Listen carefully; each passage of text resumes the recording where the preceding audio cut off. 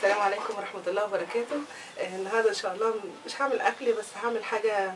يعني دايما كده لما بنروح مطعم كوري او مطعم اسيوي او صيني بنلاقي دايما كده حاجة زي زيت حار بنغمس فيه اي حاجة احنا بناكلها، زي البط مثلا، زي الفراخ بتتغمس فيه كده وبتتاكل.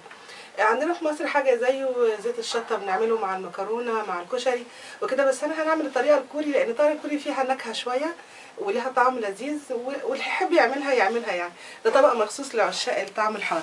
هنحتاج حوالي 5 أو 6 فصوص توم، قرن فلفل اخضر، قرن فلفل احمر، دي بصله مقطعاها 4، قطعه بصل، حته بصل اخضر، لو مش موجوده مش مشكله، يعني الاثنين هيدوا طعم.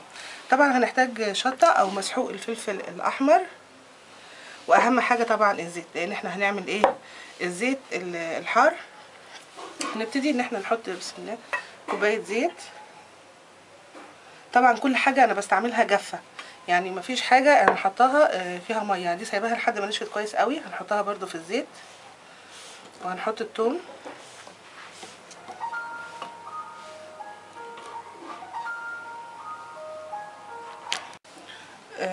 الفلفل عشان ما يعملش يعني صوت في الزيت. نفتحه بس كده بسكينه،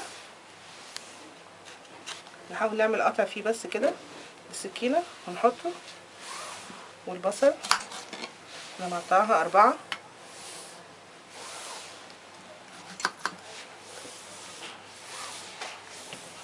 بس كده. الشطه مش هنحطها دلوقتي، هنحطها بعدين في الاخر. هرفعه على النار يغلي، او نبتدي الحاجه نسمع صوتها كده وتقلي فيه. زي ما احنا شايفين كده البصل كله اتنفخ، والبصل الاخضر بدأ يغمق، والفلفل اتقلى، يعتبر اتقلى. يعني 5 دقايق بس يغلي، 5 دقايق. دي نص كوبايه شطه. لو عايزينها حر اكتر نزود الشطه، عايزينها حر اقل نقلل الشطه زي ما احنا عايزين. بس بعد ما نحط الشطه خلاص نشيله من على النار.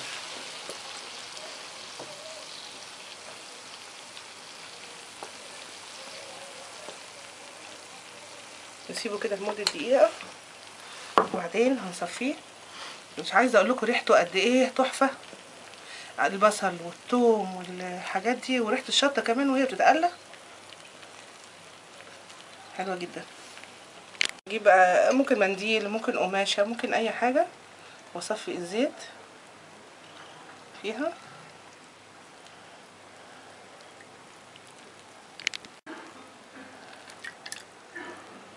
زي ما احنا شايفين لونه قد ايه جميل.